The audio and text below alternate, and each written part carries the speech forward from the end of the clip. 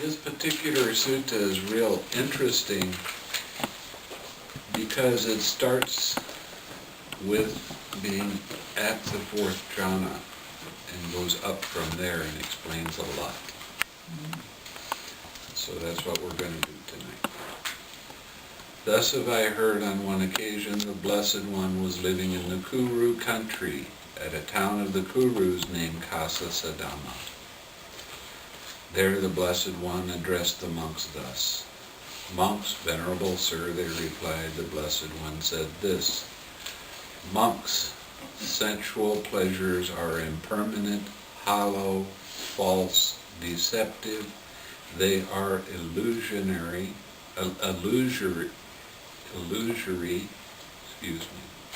the prattle of fools.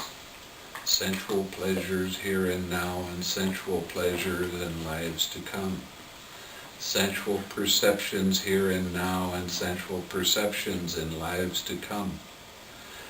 Both alike are Mara's realm, Mara's domain, Mara's bait, Mara's hunting ground. Now, all of this talk about Mara is the coming up of hindrances.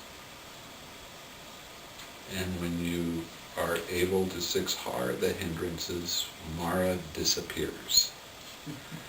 But it can be, sometimes the hindrances, when they come up, they can be real enticing, especially sensual pleasures. Your sensual pleasures are for contact. You see somebody that's very beautiful that walks by, you start thinking about them, and your mind becomes completely distracted. And then you can start thinking about them at other times and get into your imagination and become completely distracted. So you want to be aware of the sensual pleasures. For some people, it's sexual pleasure. For some people, it's the taste of food. For some people, it's sounds. For some people, it's odors. So you have bodily contacts. So all of these sensual pleasures, when they arise, they are the realm of Mara. And they're there to distract you away from your object of meditation. And if you indulge in these, then what you think and ponder on, that's the inclination of your mind. The more you think about these kind of things, the more often they come up. Yeah. So is thinking and imagining also a sensual pleasure? It can be. Indulging about in planning. So that's considered a sensual pleasure of the mind. Yeah.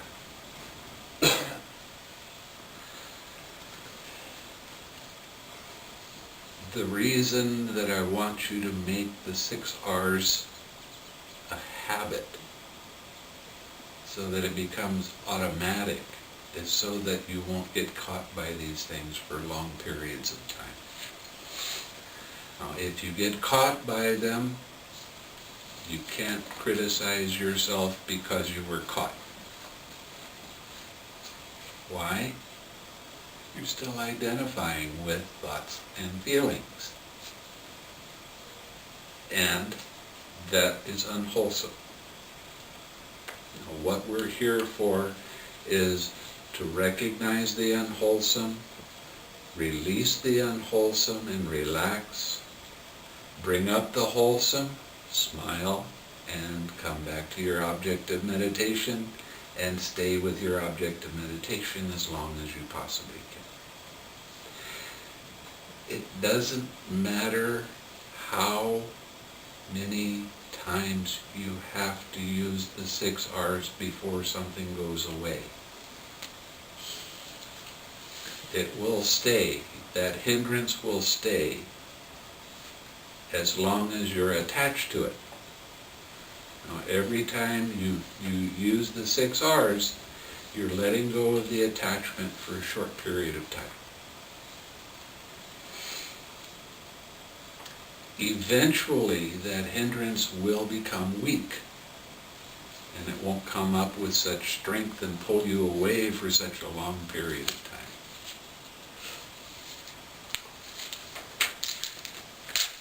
So,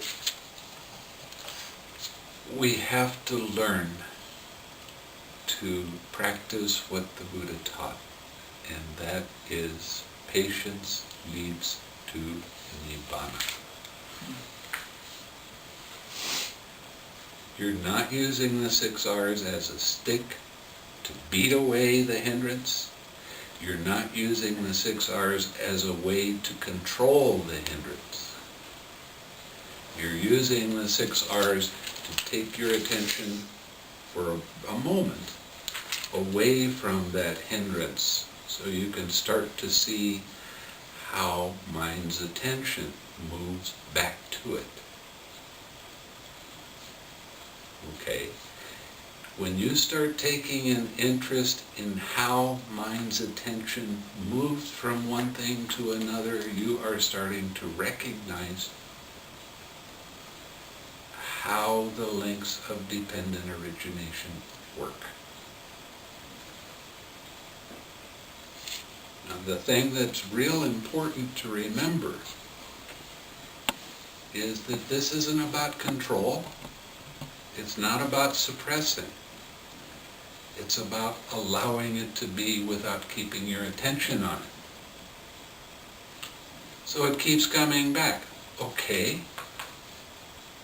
It keeps coming back. Fine. You know what to do with it. Well, it doesn't go away. Well, you're not trying to make it go away. If you're trying to make it go away, who's trying? Who doesn't like it? Who wants it to be different than it is? The 6 R's are not that. The 6 R's are allowing the space for that to be, but not keeping your attention on it. When you start taking your attention and putting it back on smiling, relaxing, smiling, coming back to your object of meditation, you stop feeding that hindrance. And when it doesn't have any food, it doesn't grow any bigger. Eventually, it becomes weak until finally it fades away. Getting involved with sensual pleasures is a trap. And most of it is in your imagination and in your indulging. It's not seeing how things really arise. It's taking that personally and grabbing onto it and say, I like that. I want that. And then you get caught up in your story. And the thing about the story is it's a bunch of repeat thoughts. And it's like it's on a tape deck. You know, it's the same thoughts, same order. So you want to be aware of this so you can gently let it be without keeping your attention on it. That's what the 6 R's are all about. It's allowing whatever is there to be there, but you don't keep your attention on it. You gently relax, smile, come back to your object of meditation.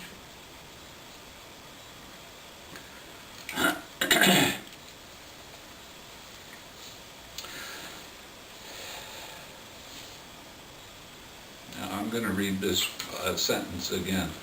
Sensual pleasures here and now and sensual pleasures in lives to come. Lives to come. What does that mean? Does that mean when you die from this realm and then you're reborn in another realm that you have to put up with it again? No. You're continually being born and dying. As the present moment changes to another present moment, that was the birth and death of that present moment. The more you think and ponder on indulging in a sensual pleasure, the bigger and more intense it becomes, and your mind tends towards that. And when it tends towards it, it likes it, so it does it more. And you start identifying with it more and more. So, who's causing their own pain? Who's causing their own suffering? Do you see how we have to take responsibility for our own stories, our own attachments? You can't blame somebody out here for your pain. Why? Because you're causing your pain to yourself by indulging, by thinking and pondering on an unwholesome thing. So the unwholesome thing keeps coming back up and up and up and up.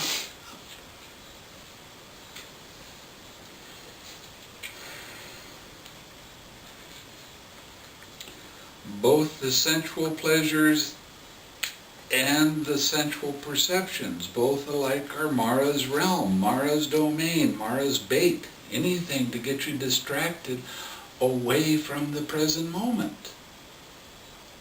Mara loves that sort of stuff. It's Mara's hunting ground.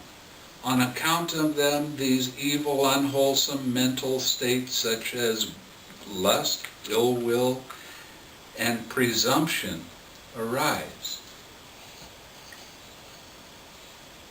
And they constitute an obstruction to the noble discipline in training here. Now, herein, monks, a noble disciple considers thus: sensual pleasures here and now and sensual pleasure in lives to come constitute an obstruction to the noble discipline and training here. Suppose I were to abide with a mind abundant, exalted, having transcended the world with a mind firm, and my dyslexia is coming up, excuse me, I'll try that again. Suppose I were to abide with a mind abundant and exalted, having transcended the world, letting go of what? Right.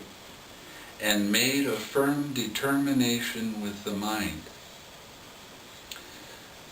When I do so, there will be no more evil, unwholesome states such as lust, ill will, and presumption in me. And with the abandoning of them, my mind will be unlimited, immeasurable, well-developed. Now, what are we talking about? We're talking about being in the fourth jhana, where your mind becomes imperturbable. Why? Because you have this very strong equanimity. And only when your mindfulness becomes weak do you get out of that state. So you want to take more interest in staying with your object of meditation. More interest. And interest is kind of a interesting thing. If you put too much interest in it, then you start trying too hard and you have a hindrance arise again because of putting in too much energy, too much effort. So you have to back off, but you still keep strong interest. So it's real important to learn how to develop this. When a person practices in this way and frequently abides thus, his mind acquires confidence in this base. Now, an interesting thing that happens, an awful lot of teachers will tell you that the only way that you can experience the fourth jhana is while you're sitting in meditation. Because they're practicing absorption type of concentration. Can you feel balance while you're walking from here to get a cup of tea? Can you keep your balance going? Well, then you're practicing perfectly. You're not letting your mind flip-flop around. You're not letting distractions come in and pull you away. You're leaving Mara alone. I one time was giving a talk about the four jhanas right after somebody else gave a talk about the four jhanas the day before. And they were laughing, saying, some people think that you can carry a jhana with you whenever you're doing anything. And that's just not possible. And I came along and I knew, I was at that talk before, and I said, can you feel joy while you're doing your activities? And after the joy fades away, can you feel nice and tranquil and very comfortable? And you stay with what you're doing for a fairly long period of time? Then you're staying in the first jhana. It's not just about doing the sitting. This is about being able to carry the meditation with you all the time. So it's the same with the equanimity. Carry the equanimity with you. When it starts to fade a little bit, 6R the distraction and come back to it. That's what this practice is all about. That's why we need to develop this practice so that we can have a balanced mind even though painful things arise.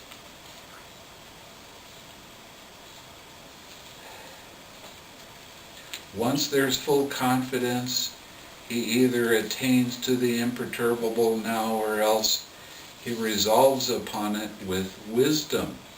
What does that mean? You see how the links of dependent origination work with this balanced mind. You still are going to have some distractions, but you're going to see how the process works. It doesn't matter whether you're walking or going to the toilet or eating your food.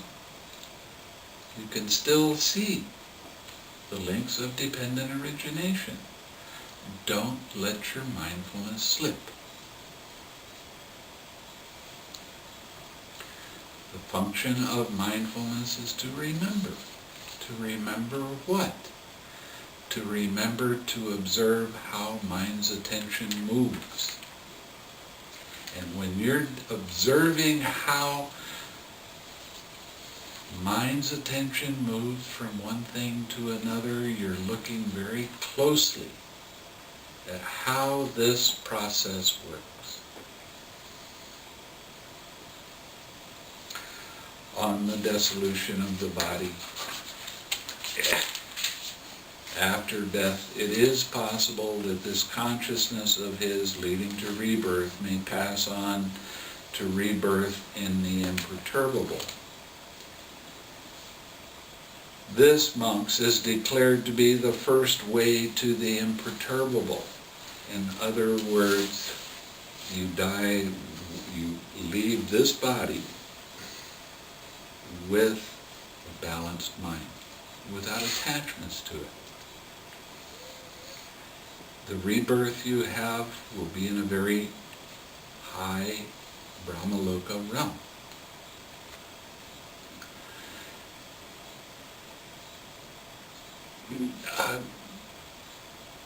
A Brahmaloka realm, if you're in the fourth jhana, you will be reborn in that realm, and you can stay there for 500 Mahakapas before the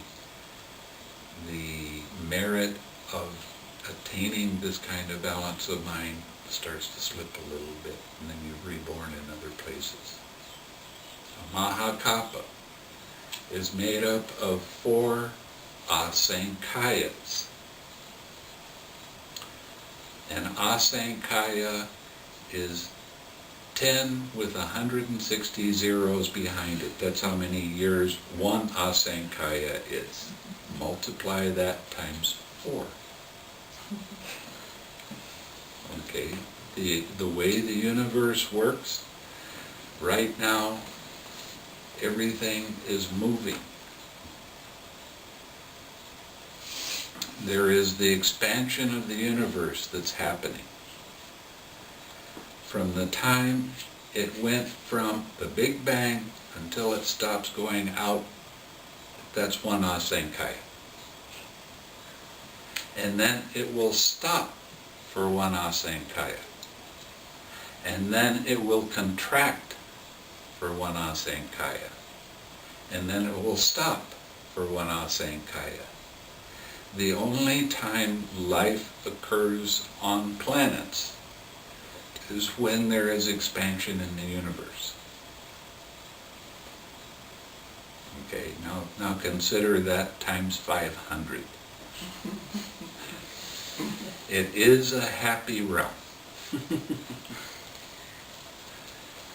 As a matter of fact, your food, the nourishment you need while you're in that realm, is radiating equanimity,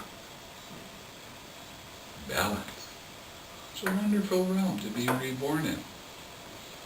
There's better. But it's pretty good. Again, a noble disciple considers thus: there are sensual pleasures here and now and sensual pleasure in lives to come, sensual perceptions here and now and sensual perceptions in lives to come.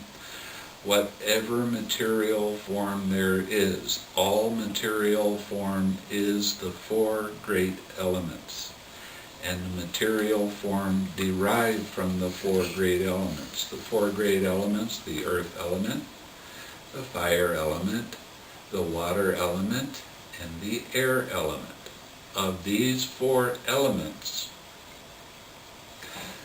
the strongest one actually is the air element. Air element is movement and vibration. Now tell me something in the universe that's not moving or vibrating. When you get right down to it, all of your little atoms running around, they got movement and vibration in them. The only thing that doesn't have any movement or vibration in it is the super-mundane Nibbāna. Now, what are you doing every time you practice the 6 R's? You're letting go of the craving. When you let go of the craving, your mind is bright, your mind is alert, your mind is very much in the present moment. And you bring that mind back to your object of meditation. At first, your mind flip-flops. It's going all over the place, and there's all kinds of huge movements. As you go down, as you go deeper in the jhanas, the movement is not quite so much. And when you get to the 4th jhana, instead of huge movements of mind's attention, now it's vibration. And as you continue 6Ring, that vibration becomes less and less and less until you can't tell really whether it's doing anything or not. Until you reflect on what's happening while you're in that, and you see there's still some movement and some vibration. every time you let go of craving, your mind becomes more calm, more alert, more at ease. And the vibrations become less and less and less, and as you continue doing that, eventually it stops. That's the cessation of perception, feeling, and consciousness. It is not impossible to get into this, I promise. All you have to do is practice your 6 R's until they become automatic. And then you keep watching. And you'll see all of these different states that I'm going to be talking about in a little bit. Now these 4 great elements, all material form, come from these 4 elements. They're all different degrees of earth element, fire element, water element, and air element. When he practices in this way and frequently abides thus, his mind acquires confidence in this base. Once there's full confidence, he either attains to the imperturbable now. That means you attain Nibbāna now. Or else he develops his attention so that he sees with wisdom. That's what I'm continually encouraging you to do. This is declared to be the second way directed to the imperturbable. Again, a noble disciple considers thus: sensual pleasures here and now and sensual pleasures in lives to come, sensual perceptions here and now and sensual perceptions in lives to come. What are sensual perceptions? I want an answer. You can't sit here and not say something. What is a sensual perception? Anything that comes through the 6-fold base. I see, hearing. What is perception? Something that you recognize. Realizing. You understand what Remember it is. the definitions that I give you about the 5 aggregates and what is the perception aggregate? It is the naming. This is where your concepts are. In other words, sensual concepts that you get involved in. That means thinking. Don't sit with your legs crossed, please.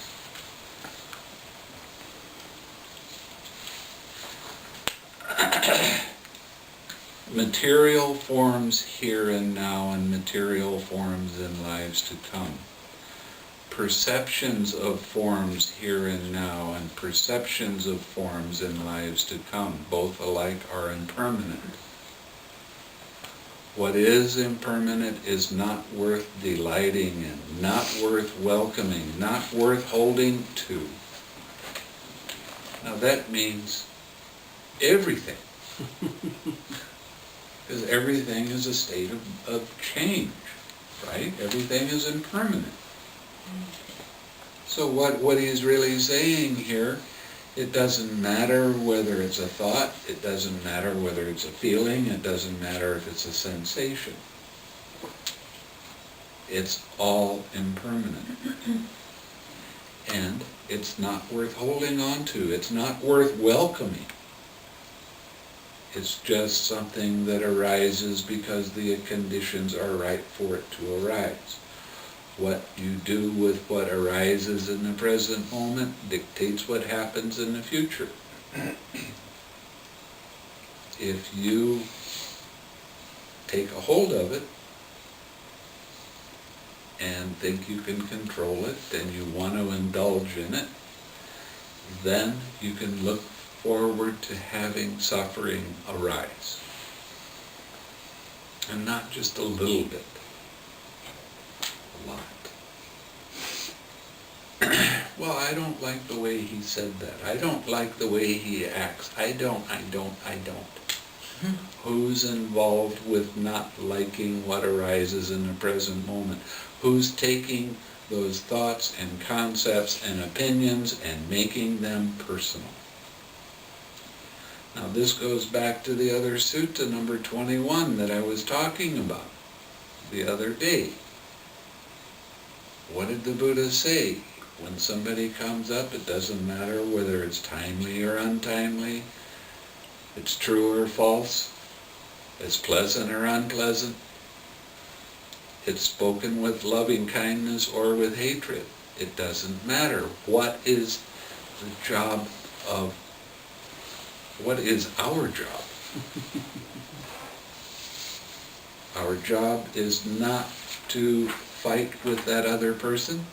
Our job is to send loving and kind thoughts to that person.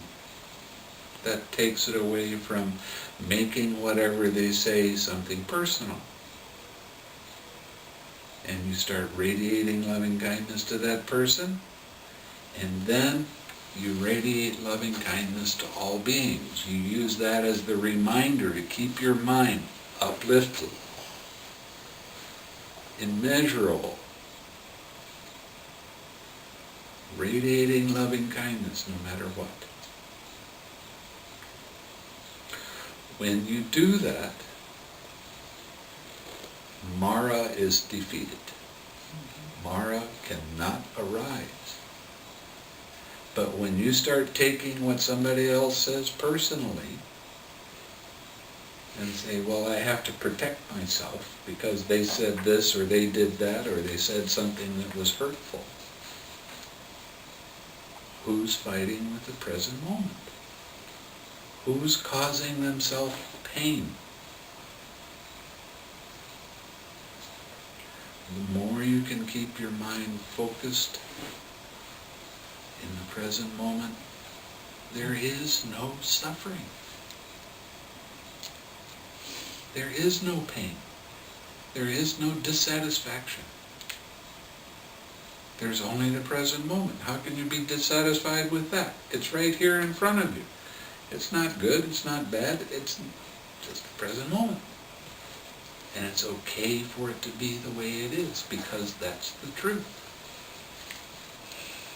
When it is the present moment, and you start to fight with the present moment, you can look forward to lots of suffering. Or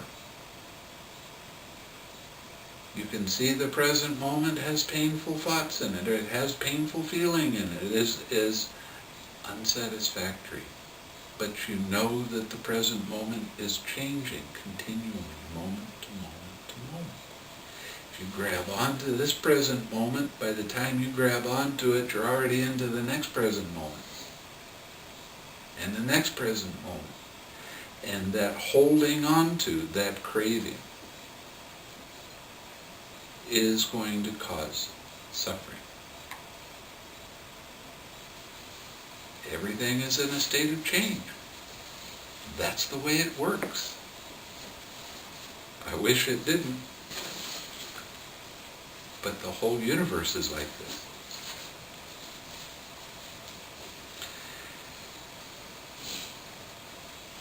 You're learning right now how to let go of that suffering. You're learning right now how to stay with a mind that's still, with a mind that's at ease, with a mind that's in the present moment. What relief that is. Yeah, but it's boring. Nothing happening. Who's bored? I want some excitement. Mind wants some excitement. Let's throw another hindrance at them so we can be excited. So you 6R all of this. You don't get involved with it. What is impermanent is not worth delighting in, not worth welcoming, not worth holding on to. means there's nothing worth holding on to. And what's that saying? When you let go of craving, there's nothing holding. Okay? It's pretty straightforward. This is one of the deeper suttas, I think. When he practices in this way and frequently abides thus, his mind acquires confidence in this base, in this kind of understanding.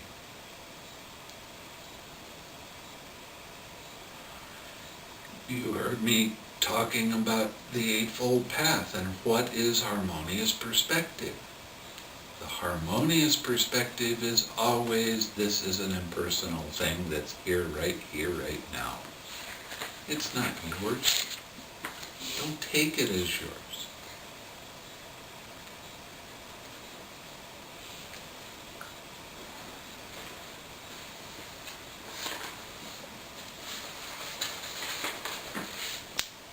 Once there's full confidence, he either attains the imperturbable now, attains Nibbāna, or he still is watching with wisdom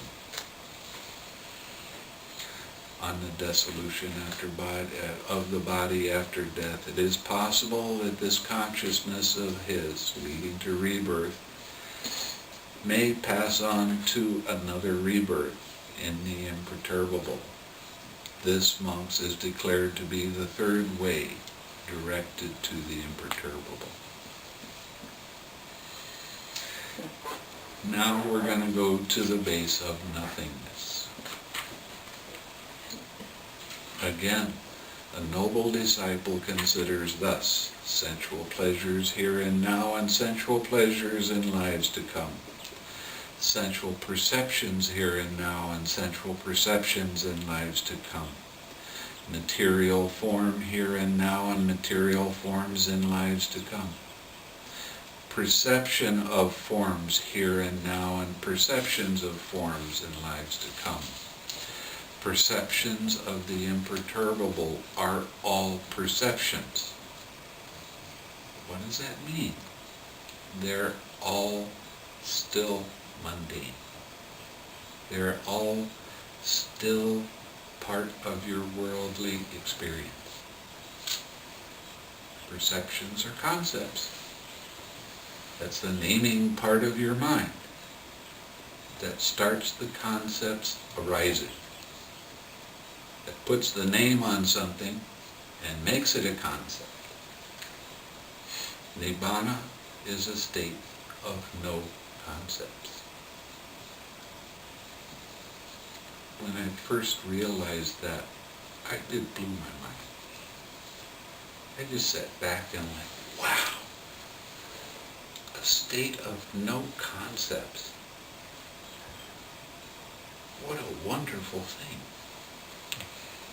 There's no opinions, there's no thinking, there's no way for there to ever be any distraction if there is no concept. Where these perceptions cease without remainder, that is peaceful. That is sublime. When he practices in this way and frequently abides thus, his mind acquires confidence in this base, in the base of nothingness. And there is full confidence. Either he attains to the base of nothingness now, or else he resolves upon seeing with wisdom on the dissolution dissolution of the body after death. It is possible that this consciousness of his leading to rebirth may pass on to rebirth in the base of nothingness. Now, I was talking about getting into the fourth jhana and sitting, and if you don't go any further than that, then you're reborn in a state that lasts for 500 mahakapas. If you get into nothingness and you don't go any higher than that, this state, this immaterial state, lasts for 60,000 mahakalpas. That's what you'd call a pretty long time.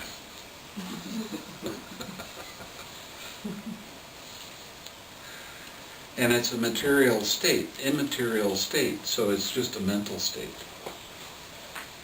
But your mind is pure, your mind is alive. There is still some observations that still occur. This, monks, is declared to be the first way directed to the base of nothingness. Again, a noble disciple gone to the forest or to the root of a tree or an empty hut considers thus, this is void of a self, or what belongs to a self. Have you heard that one before? This is not me, this I am not, this is not myself.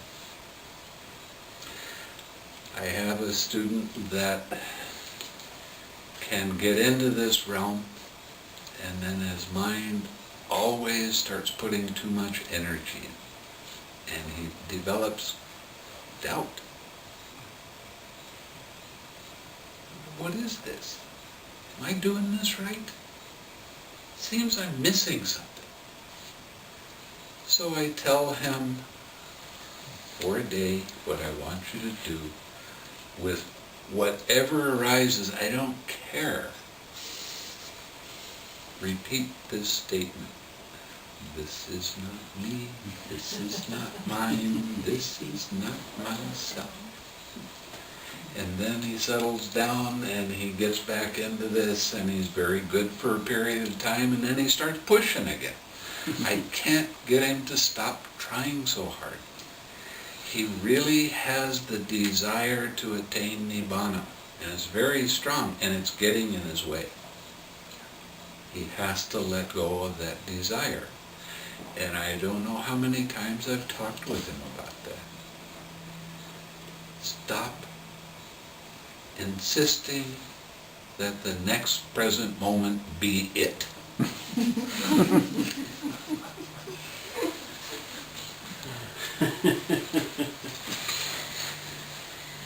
Now, when Sariputta, he was actually kind of slow in attaining arahantship. He was the first noble, he was the first disciple. He was second to the Buddha in wisdom. In other words, he was second to the Buddha in understanding all of the different aspects of dependent origination and how it worked. It took him 2 weeks to become an arahant. Now, sorry, Moggallana, the second chief disciple, it only took 1 week, right? But because he was intellectual, he wanted to know everything there was to know about everything in the way of dependent origination. That little tiny curiosity of, is it going to be different? Is there something I'm missing? That little curiosity stopped him from attaining arahantship. So one day he's fanning the Buddha. Hot day, Buddha's giving talks to people. And he's listening to the talk while the Buddha's talking to someone else, and he realizes the Buddha is not even attached to the Dhamma. And he saw how he was slightly attached to the Dhamma. And while he was fanning, he let it go. And he saw dependent origination coming up and going down, coming up and going down, became an arahant with fruition. He started going like this afterwards. Well, I'm sure he was fanning the Buddha and he went, oh, wow.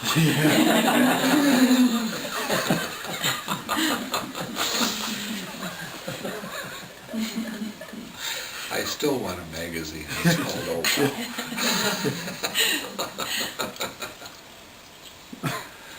When he practices in this way frequently and he abides thus, his mind acquires confidence in this base. Once there's full confidence, he attains to the base of nothingness now, or else he resolves and still continues to see dependent origination. On the dissolution of the body after death, it is possible that this consciousness of his leads to rebirth.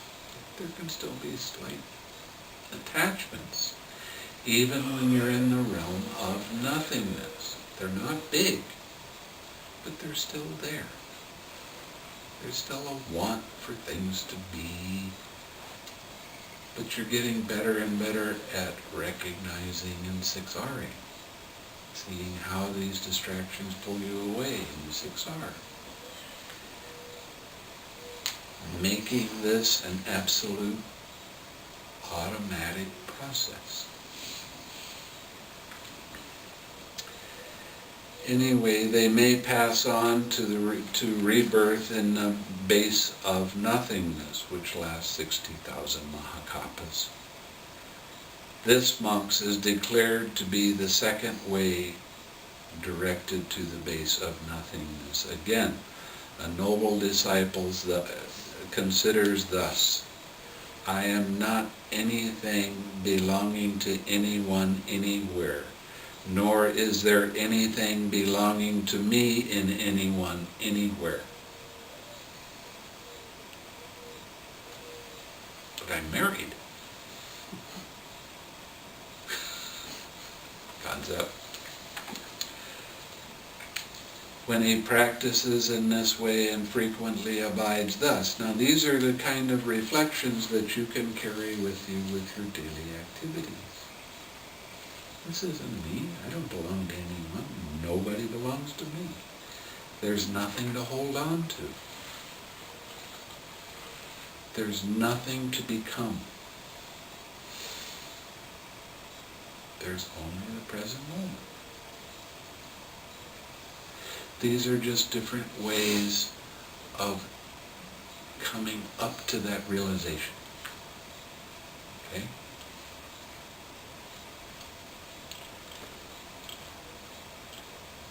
When he frequently practices in this way and frequently abides thus, his mind acquires confidence in this base. Once there's full confidence, he either attains to the base of nothingness now, or else he resolves upon it with wisdom. On the dissolution of the body after death, it is possible that this consciousness of his leading to rebirth may pass on to rebirth in the realm of the base of nothingness. This too is declared to be the third way directed to the base of nothingness. Now we're going to be talking about the base of neither perception nor non-perception, neither feeling nor non-feeling, neither consciousness nor non-consciousness. Can't have one without the other, remember? I showed you in that one sutta where these three things are concomitant? Is that joined? Concomitant. Oh, concomitant. Concomitant. Yeah, that's how I say it, but Doug... Concomitant. Thank you. But it, Anyway.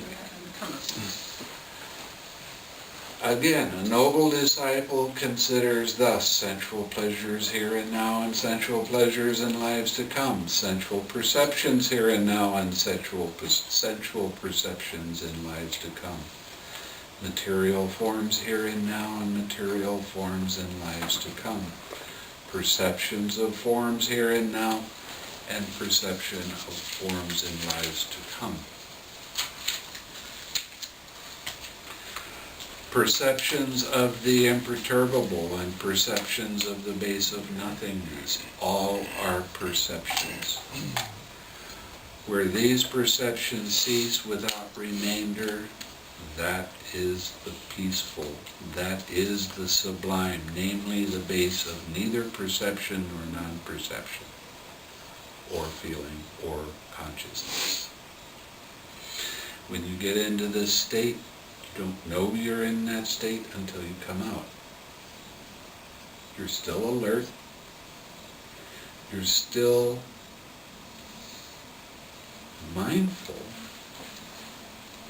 But mind now has become so vibrating so little, it's hard to tell whether it's moving or not. When you come out of that state, then you reflect on what happened while you were in that state.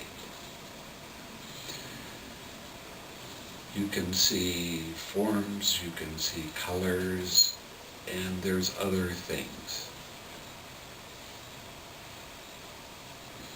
I need to know those when I'm talking to you, when you experience these kinds of states. When he practices in this way and frequently abides thus, when you come out of that state and you see these different things, you 6 are those, right then, right there. And then you just sit in this exquisite stillness. And you'll be sitting in there for a period of time. Sometimes it can be a real long time, sometimes a few hours. And then you'll be going deep enough, and all of a sudden, it happens again. That state of being asleep but being aware at the same time is what it feels like. Then you reflect on what happened while you were in that, and 6 are whatever arises. It takes very sharp mindfulness to do this. When he practices in this way and frequently abides thus, his mind acquires confidence in this base. Once there's full confidence, he either attains to the base of neither perception nor non-perception now, or else he resolves upon it with wisdom. You can still see some of the links of dependent origination when you reflect on that movement of mind's attention that came up with the colors and shapes and other things that arise. But you 6 are it. On the dissolution of the body after death, it is possible that this consciousness of his leading to rebirth, so there's still a slight, tiny, tiny bit of attachment, may pass on to rebirth in the base of neither perception nor non-perception. Now this state only lasts for 84,000 Mahakapas. Now people that are practicing absorption concentration, this is all they can get to. They can't get any further. Why? Because when you're practicing absorption concentration, you're bringing back the craving to your object of meditation. When you practice the 6 R's, you don't. Right? So you're still able to go to the unconditioned state. All of these still are conditioned states.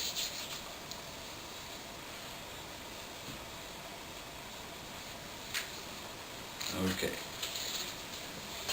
Now, let's talk a little bit about Nibbāna. When this was said, the Venerable Ananda said to the Blessed One, Venerable Sir, here a monk is practicing thus. It might not be, and it might not be mine. It will not be, and it will not be mine. What exists, what has come to be, that I am abandoning. Thus he obtains equanimity. Venerable Sir, does such a monk attain Nibbāna? One monk here, Ananda, might attain Nibbāna, and another one might not attain Nibbāna. What is the cause and reason, Venerable Sir, why one monk here might attain Nibbāna, while another monk here might not attain Nibbāna? Here, Ananda, a monk is practicing thus. It might not be, and it might not be mine. It will not be, and it will not be mine. What exists, what has come to be, that I am abandoning. Thus he obtains equanimity. He delights in that equanimity, welcomes it, and remains holding to it. Slight, tiny attachment. As he does so, his consciousness becomes dependent on it and clings to it. Now, clings here doesn't mean getting into your thoughts and opinions about it. It means holding on to it. A monk, Ananda, who is affected by clinging does not attain Nibbāna. But, Venerable Sir, that monk, when that monk clings, what does he cling to? To the base of neither, Venerable Sir, it seems he clings to the best object of clinging. When that monk clings, Ananda, he clings to the best object of clinging, for this is the best object of clinging, namely the base of neither perception or non-perception. So if you got to be attached, the Buddha is saying be attached to that. Here, Ananda, a monk is practicing thus. It might not be mine. It will not be, and it will not be mine. What exists, what has come to be, that I am abandoning. Thus he obtains equanimity. He does not delight in that equanimity, welcome, or remain holding to it. He just observes. That's all. Since he does not do so, his consciousness does not become dependent on it and does not cling to it. A monk, Ananda, who is without clinging attains Nibbāna. That means when all of your enlightenment factors are in perfect balance, that's when you attain Nibbāna.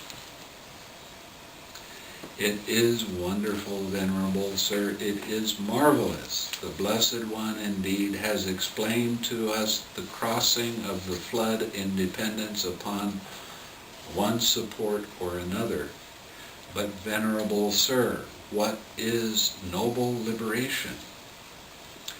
Here, Ananda, noble disciple, considers thus: sensual pleasures here and now, and sensual pleasures in lives to come. Sensual perceptions here and now, and sensual perception in lives to come. Material forms here and now, and material forms in lives to come. Perceptions of forms here and now, and perception of forms in lives to come.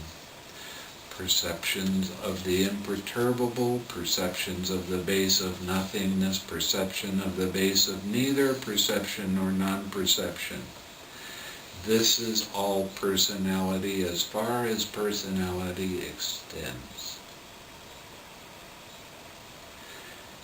This is the deathless, namely the liberation of mind through not craving or clinging. Thus, Ananda, I have taught you the way directed to the imperturbable. I have taught the way directed to the base of nothingness. I have taught the way directed to the base of neither perception nor non-perception. I have taught the crossing of the flood in dependence upon one support or another. I have taught noble liberation. What should be done for his disciples out of compassion by a teacher who seeks their welfare and has compassion for them, that I have done for you, Ananda. There are these roots of trees, these empty huts. Meditate, Ananda. Do not delay, or else you'll regret it later. This is our instruction to you. That is what the Blessed One said. The Venerable Ananda was satisfied and delighted in the Blessed One's words, and I would hope that he would be.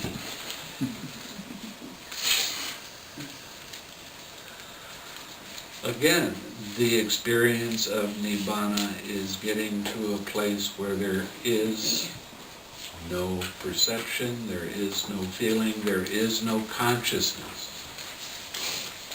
You'll be in that state for a little while. When you come out, you will see the links of dependent origination arising and passing away. You'll see how they arise, and you'll see how they pass away. When you see this completely, all ignorance ceases. When ignorance ceases, Nibbāna occurs. There are no more conditions. Gets me excited.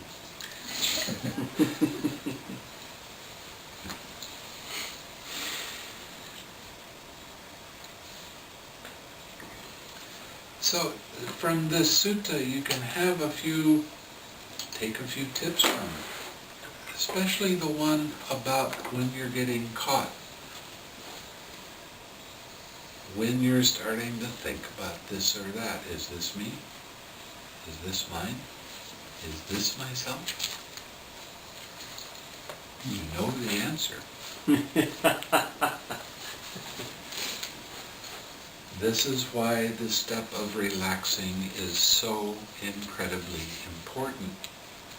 From the time you first start sitting in jhana and your mind is flip-flopping like this until it starts vibrating, the craving is the thing that becomes less and less and less until there is no more vibration. There is the cessation of perception, feeling, and consciousness.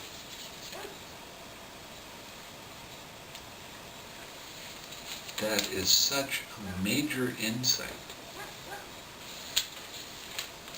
that your perception will never be the same after that. You lose all kinds of fetters, all kinds of things that could possibly come up. You lose a belief that there is Nibbāna can be attained by doing rites and rituals. You lose doubt. You lose a belief in a permanent self. You let go completely of all lust and hatred. Now think about that for a minute. What would it be to live a life that your mind had such strong balance in it that lust or hatred never arose again? Never. What relief.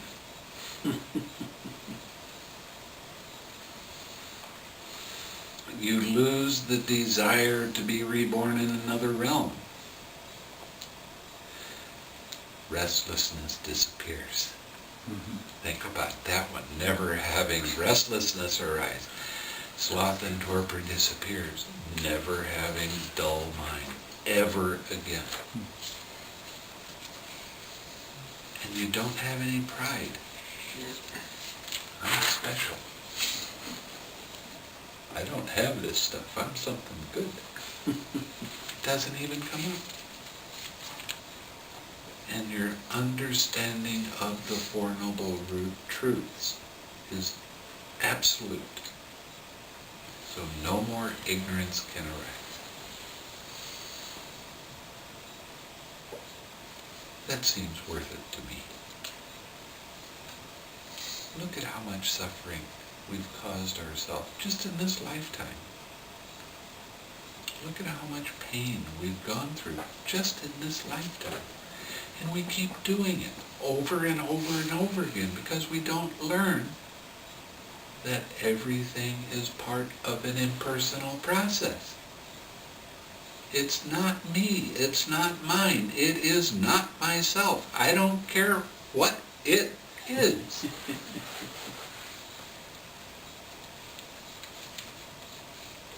Anytime you see yourself getting serious,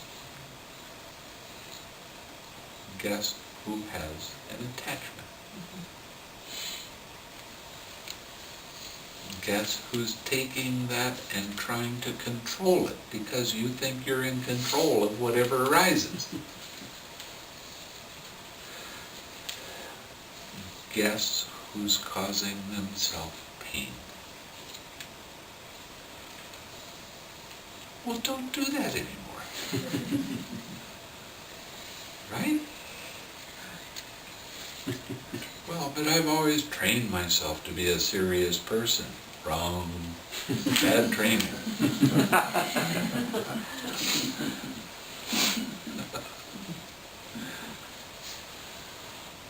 What have I been telling you the whole retreat?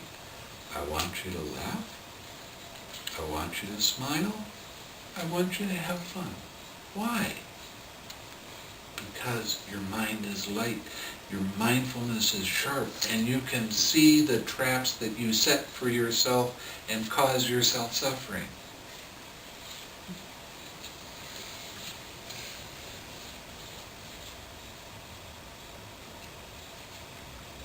You see the trap of identifying with things.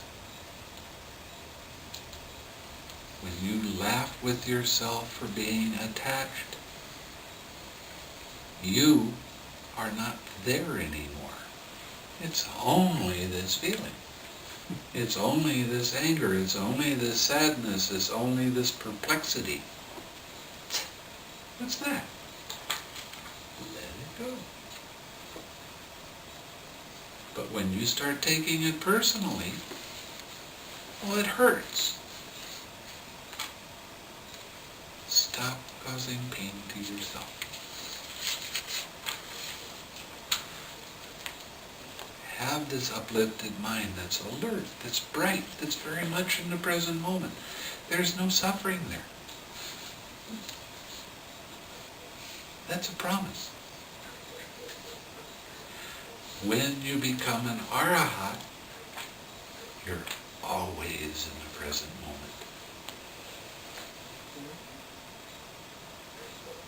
Your mind doesn't think about this and that and wander around and wonder if what it's going to be like tomorrow. You're in the present moment. What more do you need?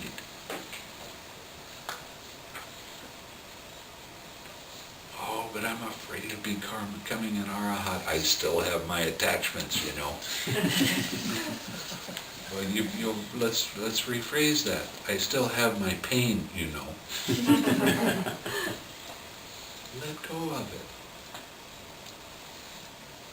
Let go of the suffering. Let go of all of the pain.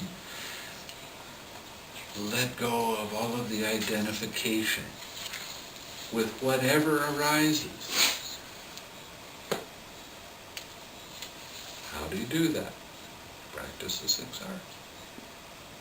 Remember to observe how mind's attention actually does move.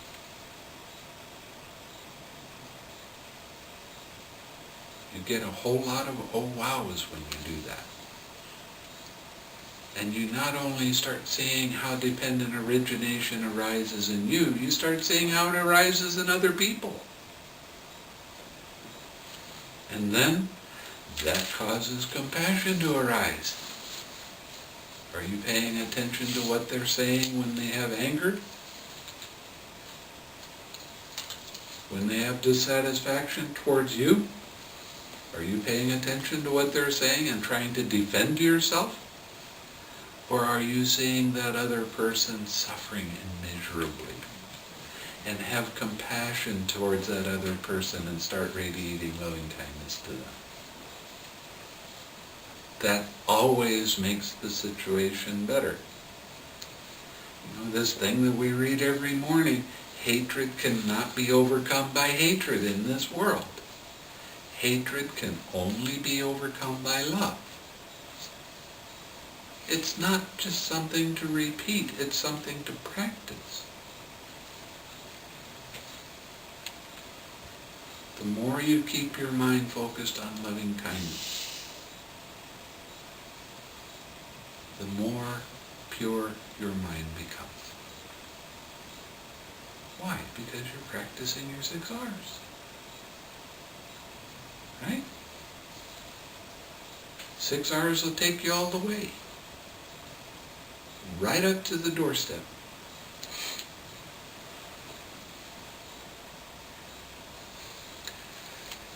Anybody have any questions? Comments? This is a very good sutta. Yeah, I think David is right. Good. I thought it was really nice because he pointed out that you can enjoy the moment, but if holding on to it, that brings up That's the problem. Yeah. So that Wanting it doesn't- to last longer. So this is really clear that, I mean, you can still enjoy something beautiful or see something that's happening or hear something or listen to something, but it's carrying it around with you beyond the present moment that makes the problem. Right. When you don't carry things with you, you can see things completely. You can see things totally. And that leads to real contentment.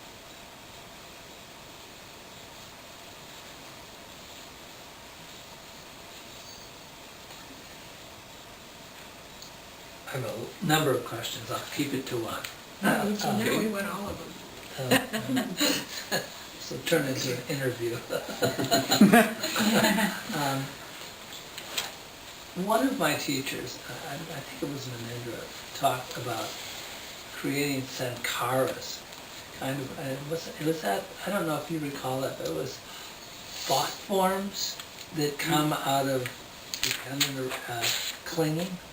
Thought forms are part of clinging, yes. Yeah. They and- first arise as the potential of formations. The potential is there because of past action, then you have your body, speech, and mind.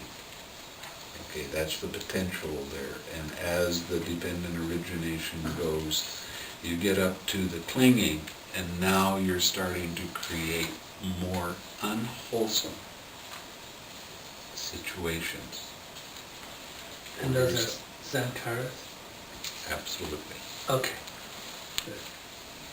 And that is why the inclination of your mind.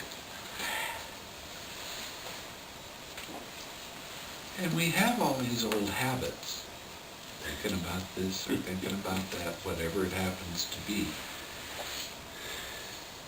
And old habits don't have to be a problem if your mindfulness is sharp enough to see it and let it go and relax into it and come back to your smiling and laughing, your object of meditation. To say, it gets pretty tiring because it's the same bad jokes. It is. Yeah. I mean, It is, and just- that's one of the things that can help you laugh with it, so it's not you anymore. It's pretty pathetic. You just gotta stop identifying with the punchline.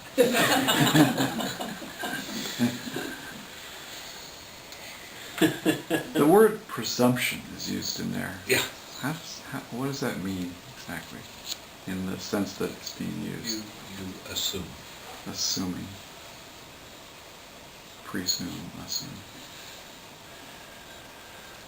You bring your dictionary with you. Nope. See that? I can't get it Is that back the on. leaning into the That's next the moment leaning, where you yes. expect? Okay. Presuming to.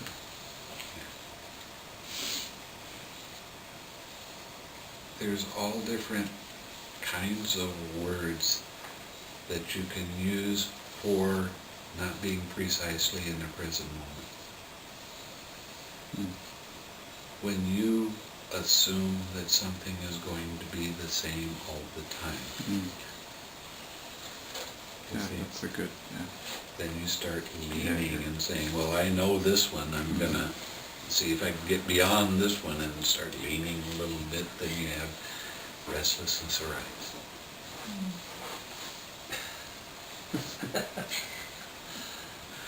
Oh, yeah. Oh, Mara. Me and Mara are friends. But I keep trying to get rid of it.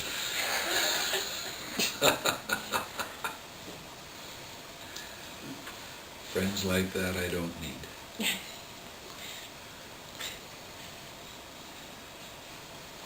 Anything else? Let's share some merit there. May suffering ones be suffering free, their fearless speed. May the grieving shed all grief, and may all beings find relief.